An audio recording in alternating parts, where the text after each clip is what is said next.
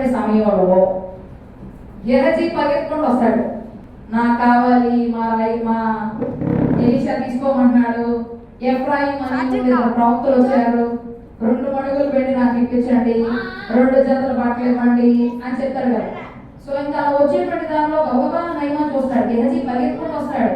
ఇంకా చూడగానే అయితే క్షేమంగానే వస్తున్నావా నువ్వు అని అడుగుతాడు నయమాన్. క్షేమమే అంటే ఎలాంటి యుద్ధం కోసం దేనికోసం రాక క్షేమంగానే వస్తాను, నువ్వు నాకు ఇలా ఇప్పించు అనగానే ఆయన దగ్గర ఉన్నటువంటి 2 దాసులు ఉంటారు, సర్వెంట్స్ నయమాన్ దగ్గర. సో ఆ 2 సర్వెంట్స్ కి 2 భుజాల మీద 2 మణుగులు వెండిని, 4 మణుగులు వెండిని, ఒక్కొక్కరి మీద 2 మణుగులు వెండిని. ఆయన 2 మణుగులు అడుగుతాడు, 4 మణులు ఇస్తాడు. తర్వాత 2 వస్త్రాలు, 2 జతలు వస్త్రాలు వీళ్ళు మోసుకొని తీసుకెళ్లి మెట్ల వరకు తీసుకొస్తారు నయమాన్ యొక్క దాసులు. వాడు తీసుకొచ్చిన తర్వాత ఆ మెట్ల మీద నుండి గెహజీ వాటిని తీసుకెళ్లి లోపల పెట్టుకొని బయటకు వస్తాడు.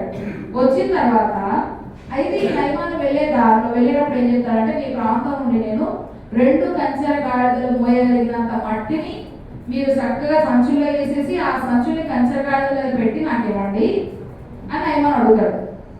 మేబీ ఆ ప్రాంతాన్ని పరిశుద్ధమైన దానిగా భావించి తీసుకున్నాడేమో, అంతే కదా. కొన్ని ప్రెషియస్ కాశీకి వెళ్ళినప్పుడు నీళ్ళు తెచ్చుకుంటారు, ఎందుకంటే కాశీ చాలా పరిశుద్ధమైనటువంటిది అని వాళ్ళు నమ్ముతారు.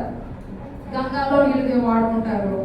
ఓకే, అందుకే కాశీలో చాలా మందిని అక్కడే చనిపోయిన అక్కడే కాలుస్తారు. అక్కడ కాల్చినటువంటి ఆ బూడిద అక్కడ కలుపుతారు, ఎందుకంటే దాన్ని పరిశుద్ధంగా భావిస్తారు. సో అందుకని ఏమైందంటే కొంత మట్టి నేను తీసుకెళ్తానని చెప్తాడు.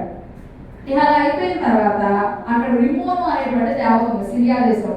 సో ఆ రిమోను దేవత యొక్క దేవాలయంకి వెళ్ళినప్పుడు రాజుగారు నమస్కరించినప్పుడు మనం ఏమో నమస్కరించాలి కదా. నమస్కరించినప్పుడు మన సైన్యాధిపతి గారు నయమాన్ నేను కూడా నమస్కరించాలి. మరి అలా చేయడం నీ దేవునికి ఇష్టంగా ఉంటుంది, ఎందుకంటే నీ దేవుడే దేవుడు అని చెప్పారు ఇక్కడ. మన అక్కడికి వెళ్ళి ఆ దేవుడికి నేను నమస్కారం చేసిన తప్పు కదా, అయినా పర్వాలేదు నువ్వు నెమ్మదిగా క్షేమంగా వెళ్ళు అని చెప్పి నయమాన్ అక్కడ నుంచి పంపించేస్తాడు ఎలీషా.